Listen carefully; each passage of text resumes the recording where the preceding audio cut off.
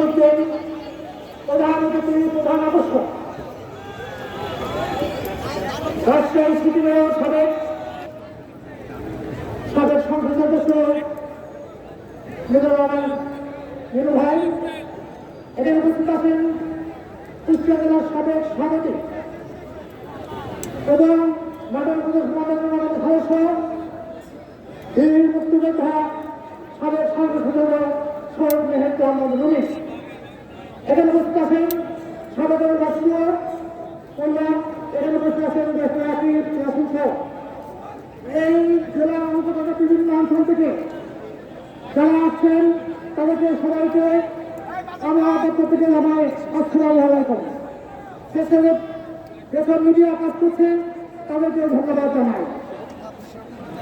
সংগ্রামী ভাইরা, গত 15-16 বছর জয়েন শেখ হাসিনা অনেক অত্যাচার করছে, দেশ ও জাতিকে ধ্বংস করেছে। সমস্ত বিএনপি নেতাকে আলাদা মানুষকে খুন গুম করেছে, বাংলাদেশের অর্থনীতি বিদেশে পাচার করে বাংলাদেশকে তালাধীন ভূমিকায় পরিণত করেছে।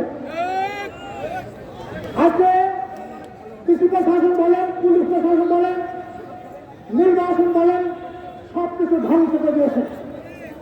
কিন্তু আমার মধ্যে আরেকটা সমাজ বিজ্ঞানের সত্য, দেশের জন্য নষ্ট করেছে কাছে সবচেয়ে বেশি নষ্টকে এই দেশের মানুষের নীতি নৈতিকতা ধ্বংস করে দিয়েছে। তিনটা জিনিস খুব স্পষ্ট, সেটা সকাল থেকে সে এবং তার আত্মহত্যা মিথ্যা কথা বলতো, আমাদের সমাজ রাষ্ট্র জুড়ে এই মিথ্যা ঢেকে গেছে। আল্লাহ বলেছেন মৃত্যু হলো সকল কথা না, সেটাতে লোক, ক্ষমতার লোক, অর্থের লোক পেয়ে বসেছে, তার যোগ্যতা নেই। সে একটা ক্রিয়া চাই বা যেমনি হোক একটা পোস্ট নিয়ে আজকে লাখ টাকা দুর্নীতি সত্য দেখছে। এটা আমাদের জাতির জন্য সবচেয়ে দুর্ভাগ্যজনক। আজকে শেখ হাসিনার আমলে হয়েছিল যে সিন্ডিকেট, সেই সিন্ডিকেট বর্তমান সরকার ভাঙতে পারেনি, সে ক্ষমতা নেই। আইনে খবর করেন ভুল দুর্নীতি তো যাচ্ছেই, মানুষ হচ্ছে, চিন্তা হচ্ছে, বয়ে বেড়ে যাচ্ছে। এই অবস্থায় এই দেশের অপরদিকে শেখ হাসিনা ভারতে বসে ভারতের কথা বলেন আমাদের স্বতন্ত্র আমাদের সদরের সমস্ত আর ভক্তির সম্মুখে। প্রিয় ভাই বোনেরা, আপনাদের ধন্যবাদ।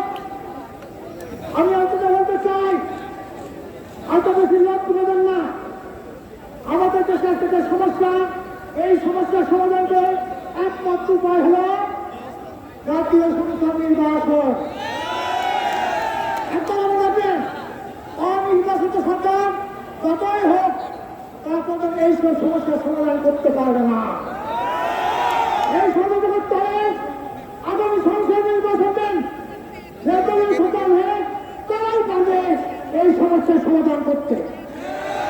সেই নির্বাচনে বিএনপি অংশগ্রহণ করবে এবং ক্ষমতা এসে এই দাবি, এই অন্যায়গুলো এবং আজকে এইটাকে প্রতিহত করবেন।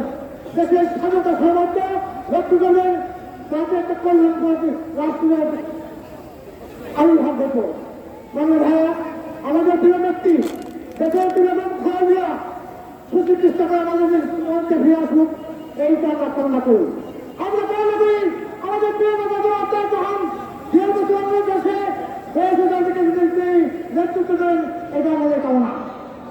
আর একটি কথা ভাই, নামের কাছ না, তার ভাইয়ের কথা বলছে, সবাই একটা বলছে, আপনাকেও কারোর জমি দখল করবেন না, আপনাকেও দুর্নীতি করবেন না, চাঁদাবাজি করবেন না, হাত দখল করবেন না।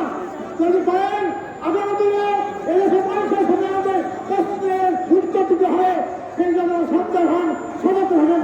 ধন্যবাদ। সজ্জা অবরোধ বেগম খালেদা জিন্দাবাদ।